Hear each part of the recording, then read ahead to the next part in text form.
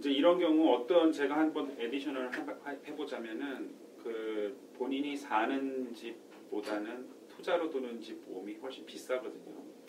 그죠? 그러니까 사람들이 본인 사는 집으로 그냥 두고 이사를 가버리면 보험은 그냥 되는 줄 아는데 렌탈을 놓을 경우에는 렌탈 보험으로 바꿔놔야 된다는 거잖아요. 비싸더라도. 네, 맞습니다. 네. 예, 이제 보험회사에서는 클레임이 들어오게 되면은 그 집에 누가 살고 있는지 어떻게 사고가 났는지 하는 내용들을 조사를 하게 되는데요. 네. 이제 보험에 처음에 들었던 내용들과 다르게 되면은 일단 보험회사에서는 클레임을 이제 거부하게 됩니다. 네. 그렇기 때문에 나중에 이제 복잡하게 되죠. 그래서 그런 어려움이 있기 전에 네. 이제 보험 에이전트와 상의하는 것이 일단은 그렇죠. 제일 그러니까 이분도 렌트를 놓기 위해서 집이 한 달, 두 달, 세 달 이렇게 비어 있잖아요. 그것도 역시 마찬가지로 보험회사에다가 다 통보를 해야지만 그 사이 비트윈에 뭐 물이 터졌거나 뭐가 해픈될 수도 있잖아요. 이제 그런 거에 대해서도 그래서 다 보험을 커버를 받으려면 집이 베이컨돼 있으면은 인베스트먼트 프로퍼리든 뭐든 그 다 통보를 해야 된다는데 그게 보통 한 어느 정도 그렇게 돼야지만 꼭 통보를 해야 된다는 의무사항이 있나요? 그렇진 않고요. 그 인베스트먼트 프로퍼리 혹은 렌탈 프로퍼리를 보험을 가입한다고 하는 내용은 지금 그 집이 렌트를 놓기 위해서 얼마 몇 개월 동안 비어 있을 수 있다라는 가정하에 보험이 산정이 되기 때문에 일단은 그런 내용들이 다 보험료에 책정이 되어 있습니다. 특별히 보고할 필요가 없네요. 네, 맞습니다. 그런데 이제 만약에 어떤 분이 제가 이런 얘기를 들었어요. 융자를 받는 데 있어서 인베스트먼트 프로퍼리의 융자가 좀 까다롭다라고 그렇기 때문에 처음에 보험을 가입하면서 보험 내용을 인베스트먼트 프로퍼리를 하지 말고 그냥 HO3 그러니까는 일반 집 오너가 사는 것처럼 보험을 가입을 하고 난 다음에 나중에 융자가 떨어지고 나면은 보험을 제대로 바꾸자. 물론 그것도 바람직한 얘기입니다. 그래서 그렇게 하시는 분들이 또 더러 계셔요. 그래서 근데 문제는 보험을 처음 들고 난 다음에 바꾸는 걸 잊어버리고 나서 그냥 그 상태로 지속이 되게 되면은 지금 말씀한 우리 사장님께서 말씀하신 대로 나중에 문제가 생기게 될 경우에 만약 집이 비어 있거나 아니면 렌터가 만약에 살고 있거나 그랬을 경우에는 나중에 보험회사로부터 불이익을 받을 수 있다는 얘기죠. 엄청난 이야기입니다. 근데 그냥 관가할 수 없는 이야기 때문에 제가 한번 여쭤봤습니다.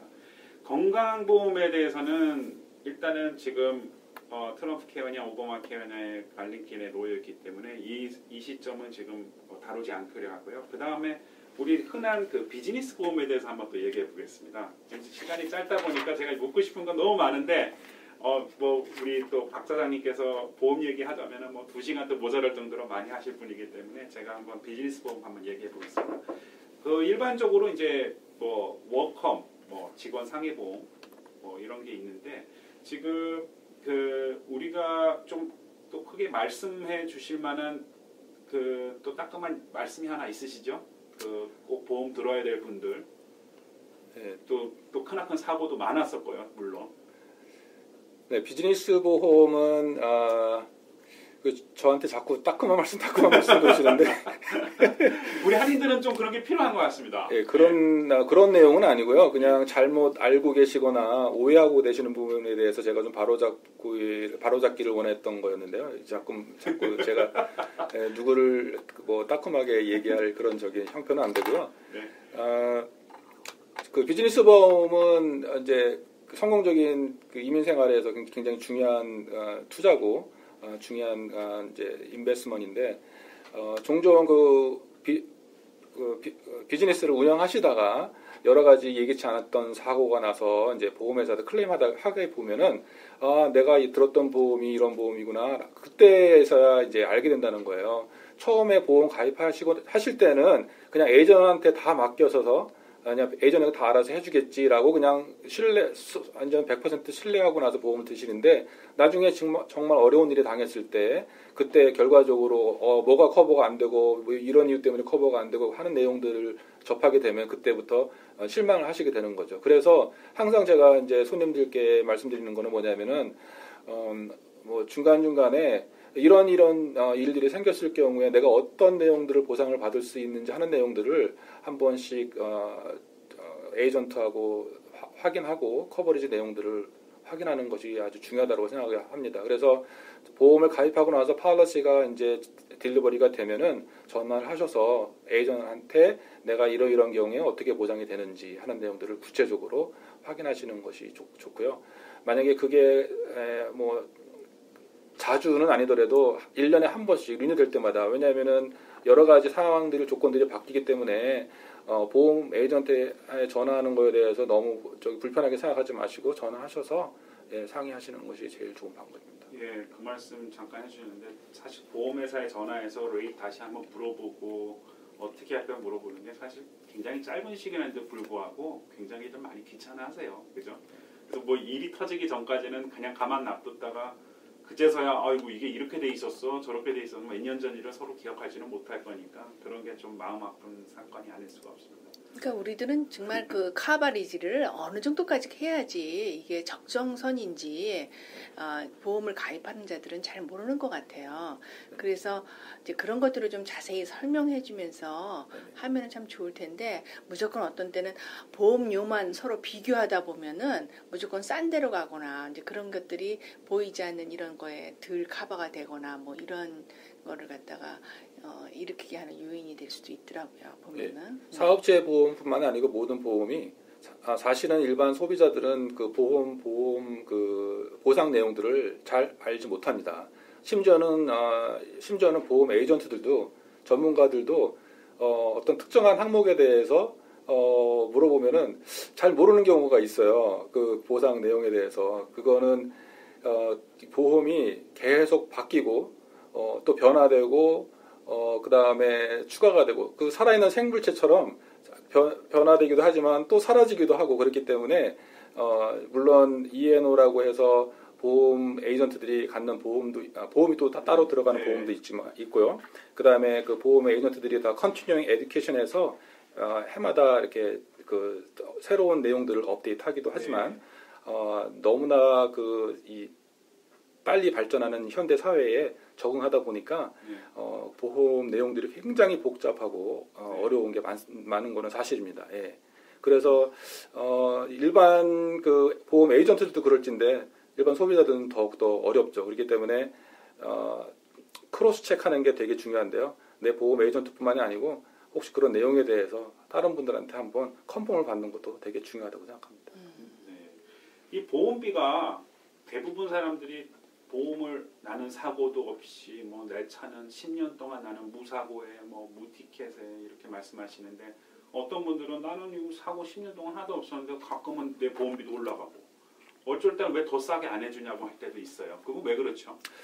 예, 그 좋은 예는 이번에 그 허리케인 하비로 인해서 텍사스 지역에 지금 그 홍수 그 다음에 데미지로 인해서 지금 엄청난 손실이 지금 예상되고 있는데요. 지금 그 각 보험회사들이 경쟁적으로 지금 그 응급팀을 만들어서 지금 현지에 급파해서 보험을 사정을 하고 있습니다.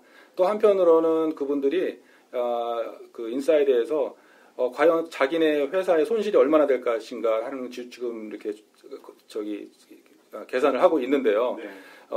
지금 그 오늘 아침에 그 파이낸셜 타임즈의 예측에 의하면은 한 200억 달러 정도의 손실이 클레임이 들어올 거라고 그렇게 예상을 하고 있어요. 근데 지금 우리 사회자님께서 말씀하신 것처럼 그렇게 한 지역에서 손실이 생기게 되면은 이런 내용들이 한 지역에 국한되는 게 아니라 전 지역으로 그 파급 효과가 생기게 됩니다. 그래서 설령 나는 아무런 클레임도 하지 않고 아무리 좋은 그 기록을 갖고 있다 하더라도 타 지역에서 일어나는 재산 손실에 대해서 공동으로 보상을 해야 되기 때문에 전체 보험 가입자들이 그렇게 불이익을 받게 되는 거죠. 그래서 이번에 아마 클레임으로 인해서 보험회사 측에서는 그 보험비가 한 15%에서 한 25% 정도 상승하지 않을까 지금 그렇게 예측을 하고 있습니다. 예.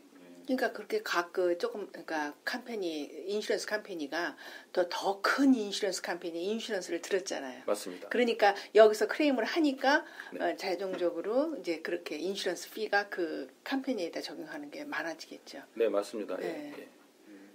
그러니까 결론적으로는 뭐 텍사스 그러면 저희랑은 상당히 떨어져 있는 지역이지만 남일은 아니란 얘기긴 해요. 맞습니다. 그 보험비가 올라가는 이유 뭐 간단하게 설명해 주셔서 너무 감사드리고요.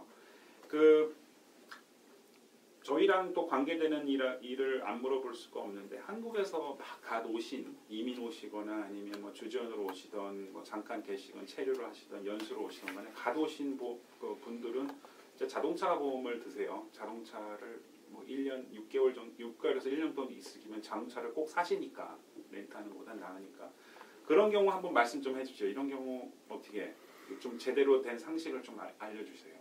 예, 자동차 보험이 한국과 비교했을 때 보험료가 굉장히 많이 비싼데요. 이제 그 처음에 오셔서 보험 가입하시는 분들이 이제 그 보험료를 어떻게든지 세이브 하시려고 여기저기 이제 알아보시고 그러는데 이제 보험회사마다 적용되는 디스카운트나 레이트이 다르겠지만 어떤 회사는 국제운전면허증을 전혀 받아주지 않는다거나 어떤 회사는 받아주되 여러 가지 이제 페널티라든지 해서 보험료를 좀 더 차지를 하거나 하는데요. 한국에서 특히 또 운전 경력을 갖고 오셔가지고 여기서 좀 혜택을 받을까 해가지고 갖고 오시는 분들 더러 계세요. 미국에는 약 한 3,000개 이상의 그 보험회사가 있는데요. 각 회사가 적용되는 그 적용 기준들, 저희는 언더라이팅이라고 그러는데요. 그런 기준이 틀리기 때문에 어느 한 룰이 다 일반 회사에 보편적으로 적용된다고 할 수는 없고요. 이제 그 한국의 운전 기록을 받아주는 회사가 있는가 하면 그렇지 않은 회사들도 또 있습니다. 그래서 여러분들이 한 회사에만 쇼핑하지 마시고 여러 회사의 견적을 받아보셔가지고 서로 비교하시는 게 굉장히 중요하겠고요. 특히 처음에 미국에 오셔서 보험을 가입하시게 되면은 운전 경력이 전무하기 때문에 페널티가 있을 거고요. 그 다음에 보험이 없는 상태에서 보험을 들기 때문에 또한 페널티가 또 있습니다. 그리고 차량이 한 대냐 두 대냐에 따라서 멀티카 디스카운트, 홈오너 디스카운트, 그 다음에 특히 또 중요한 거는 그 크레딧 스코어에 따라서 보험료가 달라지는데요. 한국에서 오시는 분들은 물론 크레딧 스코어가 없겠죠. 그렇기 때문에 여러 가지 불리한 조건 속에서 보험을 가입해서 보험료가 굉장히 좀 다른 분들보다 많이 비싸요. 그렇지만 한 6개월 정도 지나게 되면은 보험료가 이제 많이 차이가 나거든요. 그래서 처음에 오셔서 일단은 딜러에서나 어떤 분을 소개로 이제 보험을 가입하셨다면은 6개월 정도 지나고 나면은 보험을 다른 데 한번 쇼핑하는 거를 제가 한번 권해드리고 싶고요. 저희가 항상 말씀드리지만 보험을 쇼핑하는 거는 소비자의 권리입니다. 그래서 미안하게 생각하시는 분들이 더러 계세요. 괜히 현재 에이전트한테 좀 미안하지 않나 이렇게 생각하시는데 손님들한테 더 유리한 조건에 저렴한 보험이 있다면은 예, 그건 얼마든지 알아보셔야 되죠. 예. 그러니까 아무리 처음 보험을 들지만 6개월이 지나면 그 다음엔 합당한 레이트를 받을 수 있으니까 한번 쇼핑해보는 것도 나쁘진 않을 것 같습니다. 맞습니다. 예. 네. 그 말씀을 또 해주셨는데 자동차를 예를 들어서 여기 미국 사시는 분들도 저도 한 번쯤은 관광한 적이 있는데 자동차를 막 구입을 했어요. 가서 좋은 차 막 겨우겨우 1시간 동안 앉아서 딜에서 샀는데 그냥 오셔서 타시는 분이 있어요. 보험회사에 연락을 안 하고. 그게 자동으로 되나요? 박 소장님? 안 되지. 새로 구입하신 차에 대한 얘기죠? 네네. 새로 구입하신 차는 현재 그 본인이 갖고 있는 차 보험에 근거해서 네. 커버를 받을 수 있으세요.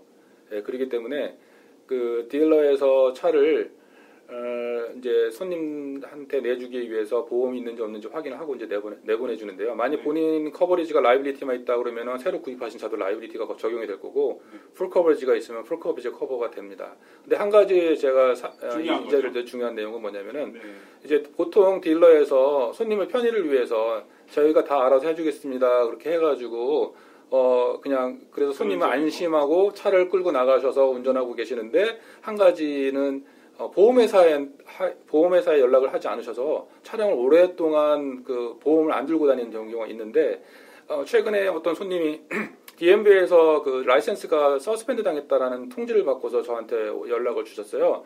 그래서 확인해 봤더니 지금 그런 내용입니다. 그래서 딜러에서 다 알아서 해주겠다고 해서 본인은 믿고 맡겼다. 그래서 차량 등록하고 보험이 다 될 줄 알았는데 보험이 없어서 라이센스가 서스펜드 당하고 지금 벌금 500불에